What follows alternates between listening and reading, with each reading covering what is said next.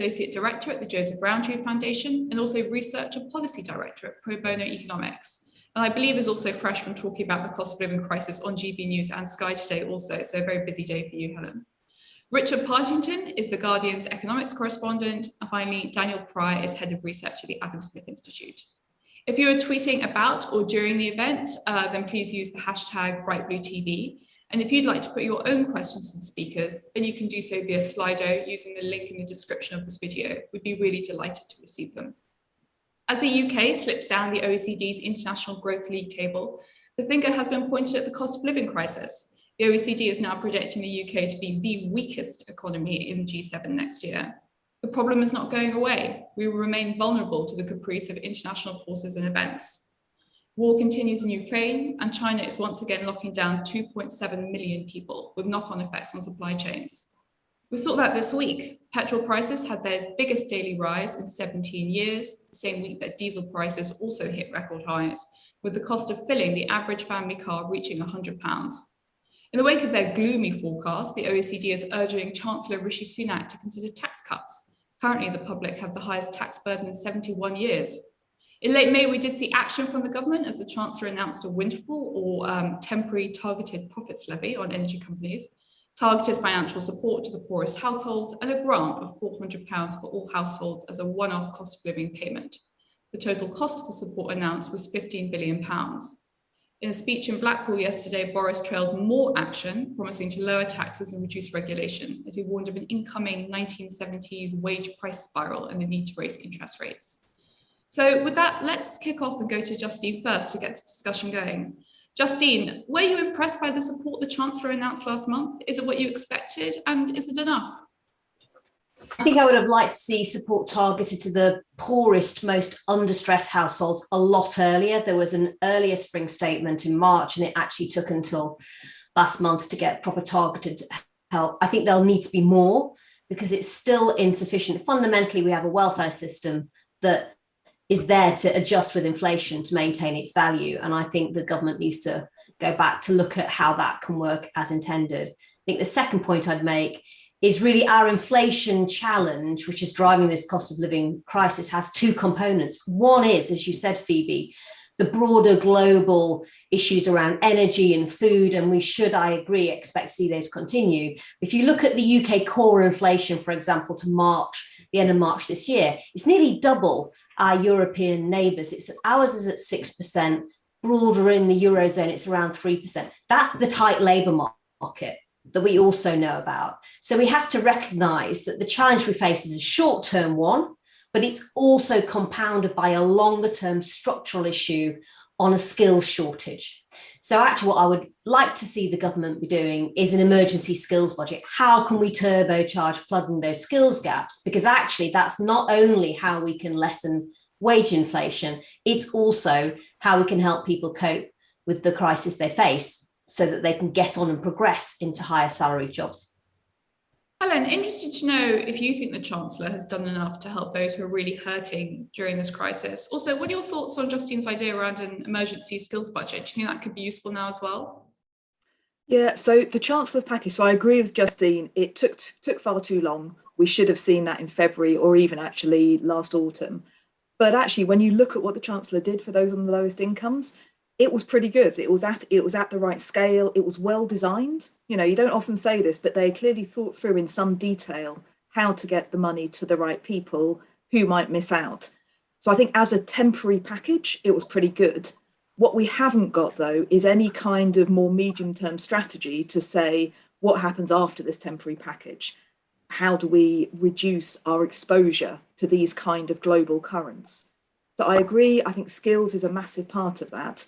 And it was funny, when you look back to the Levelling Up white paper and all these missions, one of the things that was quite striking is how unambitious the skills mission was in terms of what they actually said they were trying to do. They were, you know, only undoing something like a third of the fall in adult skills participation and funding in the last decade.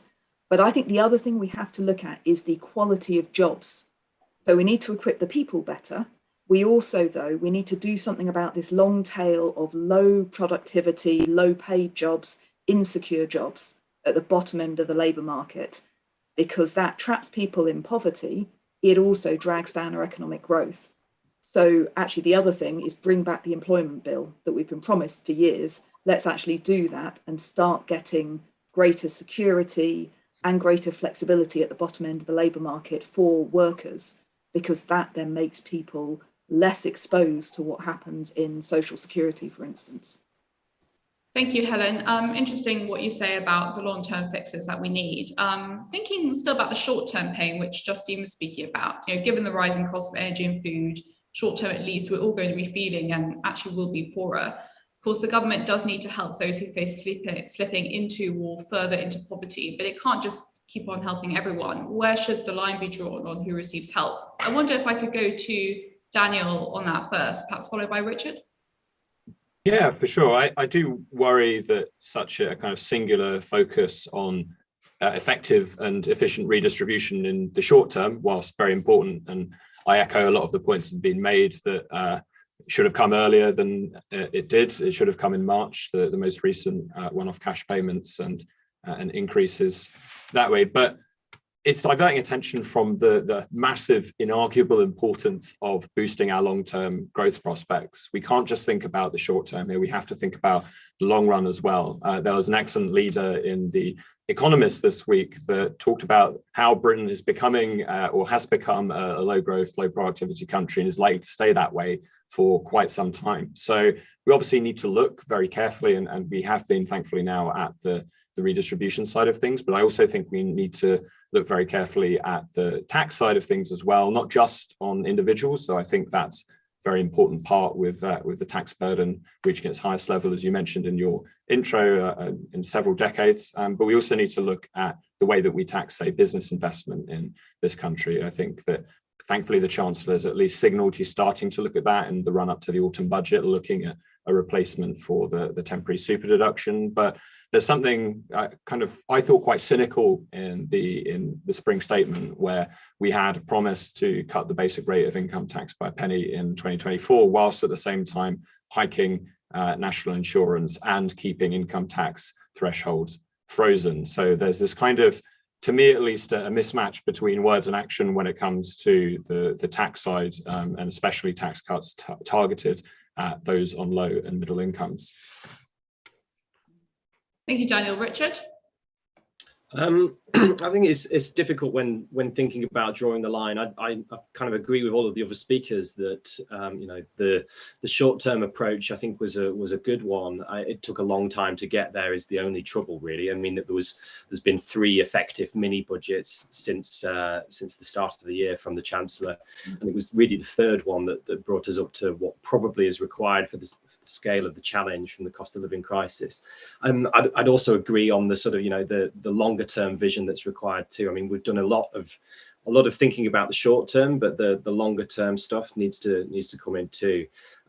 In terms of the where to draw the line, I would say that this moment is going to see many more people that haven't been used to as much financial hardship coming as a consequence of the scale of the increase in bills. We're going to see energy bills rise this October to an average of about £2,800. That's more than £1,000 higher than it was a year ago. So there's going to be many more, millions more families in fuel stress, defined as having more than 10% of your income on energy bills. So I do believe that the Chancellor took an appropriate response in some of the universal measures, given the scale of the challenge.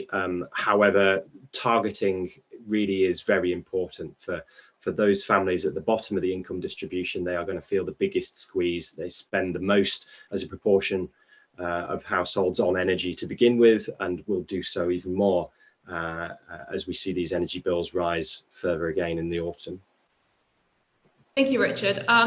Daniel spoke about the UK's passage to becoming a low productivity, low growth country. Justine, Conservatives have been in power for quite some time. What failures do you think have led to this situation? I think above all, the challenge has been that we haven't invested enough in the skills agenda. This is in spite of me as Education Secretary. I think that levelling up could have been a bigger part of the government far earlier.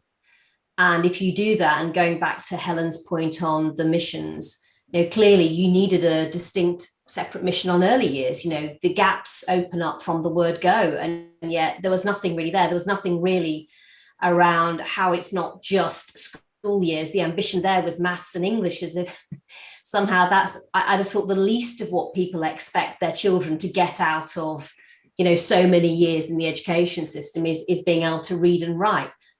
Education also needs to be about understanding what careers are out there, how you connect up with them, those broader skills that actually all the work I'm doing with employers and social mobility, that's what they're really looking for. So in effect, what we have, and I think what we fail to understand as a country properly, is that we have a very inefficient market on talent. There are far too many barriers to people developing their talent and then understanding how to deploy it. That's partly why we're a low productivity country. And of course, it hits home above all now because it's always those same families on the front line of a cost of living crisis, because this is still a country where you start, you tend to stay. And that's a generational issue. So all of these things now come together. And I think going back to where you draw the line, it's a really important question. We should be looking at the purpose of what we're trying to achieve here, which is stopping families and people getting into hardship and into debt who otherwise don't need to, because otherwise we'll preside over a massive levelling down over the coming 2 years when it's a government that wanted to level up. And we know that once people get into debt, it's a lot harder to get them out of it. So Daniel's right about short-term focus, but for me, it's a short-term focus with a purpose. And that purpose is making sure we don't see unnecessarily levelling down that prevents the levelling up agenda, which is the long-term one, from being able to be successfully pursued. Thank you, Justine. Speaking there very convincingly about the scale of the short-term challenge that the government's facing. Richard, this week failed and yet deeply wounding attempt to remove Johnson. Do you worry that the government is actually too distracted by internal Conservative Party politics at the same time as these major issues are before them? Yes, I think that's a real concern. I've been speaking to business leaders this morning who are worried that a focus on politics rather than good economics is going to be, the theme of the summer, as the Conservatives focus on what is not necessarily good for the economy, but what is conservative to do for the economy. And the two aren't always the same. Business leaders are calling for, a greater focus on encouraging investment. They want to see more focus on increasing productivity, on increasing that skills agenda, as Justine was talking about. They're not necessarily worried about deregulation. They are interested in tax cuts, but not necessarily around cutting the headline rate of corporation tax. It's more around investment incentives, deductions to encourage the right types of investment. So I do think that there is a concern that there will be a distraction from the way that the economy is managed through this very, very difficult period, and that there is a sense that the government is sort of thrashing around for ideas at the moment. There's criticism from within the party, within the Conservative Party, about the right direction, and I think that the Prime Minister needs to sort of, if he is to stay in post, needs to reassert some sort of a vision for where we're going as an economy. I'm not sure quite how he does that, because there is so much sort of friction at the moment, but it is something that needs urgently doing for the strength of the economy. Thank you, Richard. Helen, a focus on politics, not good economics. Is that your diagnosis also? Yeah, my worry is the government almost seems to be starting to specialise in missing the point on a whole load of issues. So you've got we had the pandemic leading to massive learning loss, particularly for disadvantaged children, undid a decade's worth of progress on the attainment gap, but they decided not to make a serious attempt to do catch up.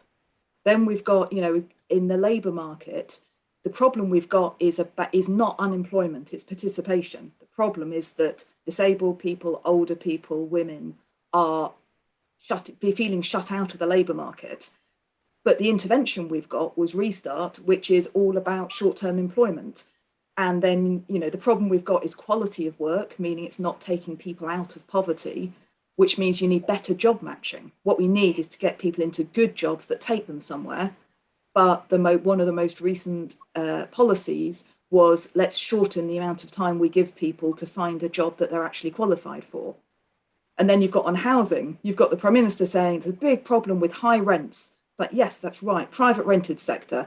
And the answer is for a few thousand housing association tenants to be able to buy their own homes. So it's kind of, they keep identifying an issue correctly and then bringing forward a policy that is both tiny and wildly misses the point. And it just feels they're lurching from issue to issue, and they don't have the sharpness of policy to actually solve the problems they've identified, as well as not having an overarching vision that lets you kind of chart a course through turbulence. Thank you, Helen. Daniel, Richard spoke about tax cuts. Is there a way of targeting tax cuts so that they benefit households that need them most, rather than households that perhaps just don't really need the extra cash? Also quite interested to know what you made of the government's housing policy announcements yesterday.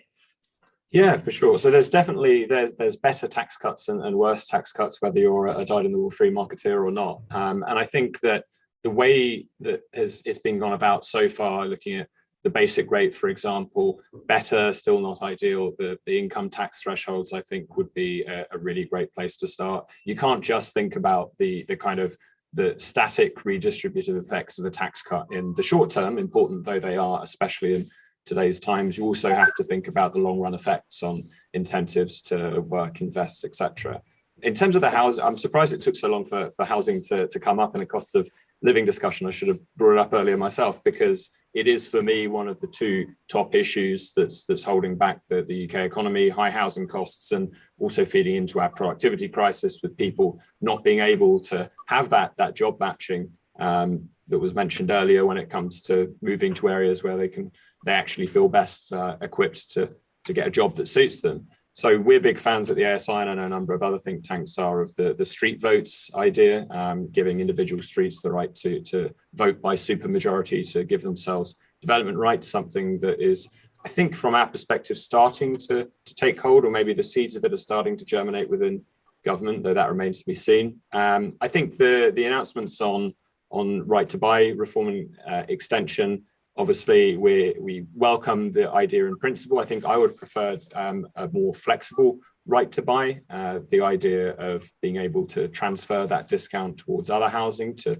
improve that sort of mobility, the labour mobility aspect of things. But yeah, certainly tax cuts, if you're going to do them, on the personal side of things, you want to focus on those that are likely to benefit those on low and middle incomes the most.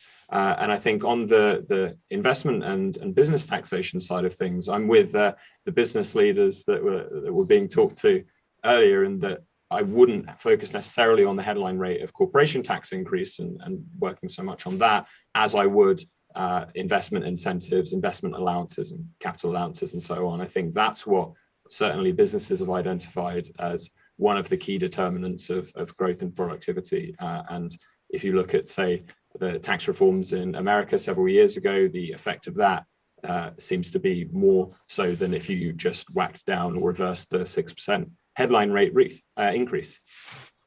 Thank you, Daniel. High housing costs, top issue for you. Justine, what do you think about the government's directional housing policy? Is it the right sort of response to the cost of living crisis? Is it a good long-term strategy? Interested in your thoughts. I'm not sure exactly what the long-term strategy is. I'm aware of the announcements made earlier. I think there's another piece of it from my perspective, which is the role of business, and the fact that you do tend to have these discussions with the assumption that all the levers are held by Whitehall, and there's no doubt that many of them are. But actually, the reality is business needs to play much more of a strategic role in driving levelling up. We've seen what companies have done in helping to drive towards net zero. A lot of our work is about saying they've all thought through how they're part of saving the planet. They now need to think through not just net zero, but people and levelling up. I think that can play a much bigger role, and it may well be that for the future, you're looking at how a taxation system can recognise that some companies are part of the solution on recruiting in social mobility cold spots, putting in place apprenticeships, really working upstream to help the education system on some of those challenges that we've talked about. And there are some that just aren't. And actually for local communities that particularly have big employers, the attitude that employer takes about whether they're going to be an anchor institution or whether they're not is actually a really important economic driver. And I think we need to start recognizing that there's a wider system on levelling up out there that has to be engaged and incentivized. And probably the sooner the government does that, the better. But I would agree with other people on this call around, I don't think there's a short-term clarity from government, and I don't think there's a long-term vision really on how to deliver levelling up. And as a result, there's a political debate about what the Conservative Party economic strategy should be. That economic strategy really ought to fall out of the plan around delivering the vision, because there'll be some areas where you're investing more and some areas where probably it's about devolution and you're channeling innovation down to a totally different level. And I think until you've got that overall plan, you can't work out the tax and spend strategy in order to deliver it. And that's the bind we're in at the moment, I think. Thank you, Justine. Helen, I've got quite a specific social security system question for you here, which an expert I met this week really wanted me to pose to you. The government's announced a third round of temporary funding for the Household Support Fund. Do you think that's a sort of tacit acknowledgement that the current discretionary support system is just inadequate? Do you want to see long-term funding of the Household Support Fund or some sort of similar discretionary support that can be administered by local authorities? Would that be helpful now? Yes, definitely. So when you kind of go back, you used to have a national system. It was the social fund, and it wasn't perfect. There's lots that was wrong with it, but the idea was that when you have kind of short-term, big, chunky spending, that's particularly hard to deal with when you've got a low income. So you need to be able to access some form of funding that stops you getting into high cost debt. The government back then, years ago, localized it. So they gave it to local authorities to say, do what you want with it, and they cut the funding for it. What that's left us with is local welfare assistance, where not all local authorities actually have it at all. Some of them have a system that just gives you vouchers. Some of them, there's a system there, but you can't access it. So, and I think you're right, during the pandemic, the Chancellor has put in, is it 3 now injections? And I think you're right, I think it is a tacit admission. And we should put it onto a sustainable, footing to say this is something people need to be able to access. We need every year, we need to have enough funding. We should also be requiring local areas to have one, to be honest. We shouldn't be leaving it up to the kind of whim of a local authority. But the other thing, it's interesting, Justine was talking about the overlooking of the role of business. I actually think we also overlook the role of civil society in the social sector. And, in so many areas, charities have the expertise, they have the connections, they have the trust in communities. And actually, we need to kind of have them at the table as an equal partner, shaping policy as well as delivering it. And I think that can really multiply the impact of the money we are putting out there. Thank you, Helen. Daniel, do we overlook the role of civil society when we think about these longer and short-term economic challenges? How can we make community organisations an equal part of the policy conversation? Is that something you want to see? Yeah, most definitely. I think that you absolutely have to include the voices of people who are closest to the individuals that are the people that we're trying to help in our response to the cost of living crisis. And there's a very kind of classical liberal point here, which is that those who are closest to a particular situation tend to have the best local knowledge about what specific things we need to do in order to kind of counter that. Just coming back to a point that was made earlier about the importance of trying to define this levelling up agenda. I think whilst it's true that you have to kind of look at the active role that central government can play and also the role that the individual firms can play, I think it's important to look at the way that our actual tax system kind of ends up discriminating in some ways in favour of, say, service sector firms in the South and London at the expense of manufacturing firms, which are disproportionately more likely to be based in the Northeast and Midlands in England. And the way that's been the case, I think, is something that from the free market right, we might have been guilty of perpetuating when it came to the corporation tax cuts several years ago. And the argument tended to run that, okay, we cut corporation taxes and we ended up getting more revenue. But that misses out the fact that at the same time, we massively reduced the generosity of our capital investment allowances, which particularly hit these capital intensive manufacturing firms in the Northeast and the Midlands disproportionately. And that's the only reason, or the main reason, that we actually ended up raising more money as a result of that package of measures. So we need to not just look at what individual firms can do and not just look at where we can best direct government investment, but also looking at changing investment incentives from our tax system. Thank you, Daniel. I've just got a final question for Richard, and then we're going to end on a sort of quick fire answer round. Richard, there's been lots of talk of stagflation. Can you talk us through what that means in relation to the cost of living crisis? What's your take on it? Are we back in the 1970s? What's it like being an economics correspondent in the 1970s? Well, I'm too young to remember the 1970s, but it's certainly, you know, looking that way when people talk about it as a reminiscent of the 1970s. I mean, inflation's not going to quite hit the rates that we saw in the 1970s. It's currently at the highest rate since 1982, so it's still historically very high, and it's something that policymakers in government and the Bank of England have not really had to deal with for many decades. So there isn't as much of an institutional memory within policymaking for working out how to tackle these problems or knowing how to respond to them. I do think there is a great risk of stagflation. I mean, we're already sort of getting there. We have these high rates of inflation.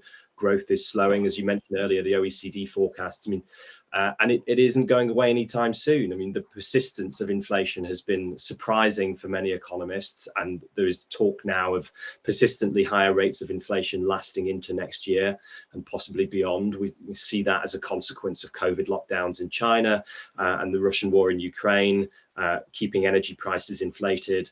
But you know, the problems that come with that stagflationary environment, I think they're going to last through until the next election. I mean, the Bank of England's forecasts for growth in 2024 is about 0.25%. It's a very, very low growth rate historically, when we were used to more like 2% growth rates on average before the financial crisis. So that's going to be a huge political challenge heading into the next election, as we see the government having to respond to high and rising living costs with low economic growth. So they need to be you know, getting laser sharp on how to respond to this now. I think that's going to be the big factor that dictates our political agenda for the coming at least year and probably longer.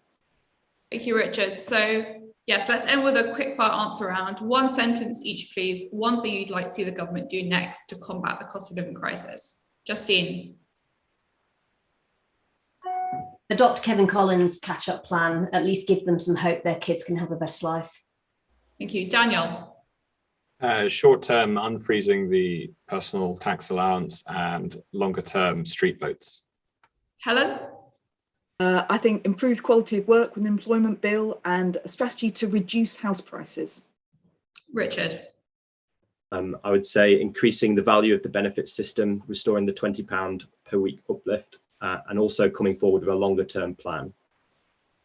Well, thank you. That is where we must leave it today. Thank you very much to our panelists, Justine, Helen, Richard and Daniel, for their thoughts and time, and also actually to our audience for joining us today also. Goodbye, everyone. Have a lovely weekend.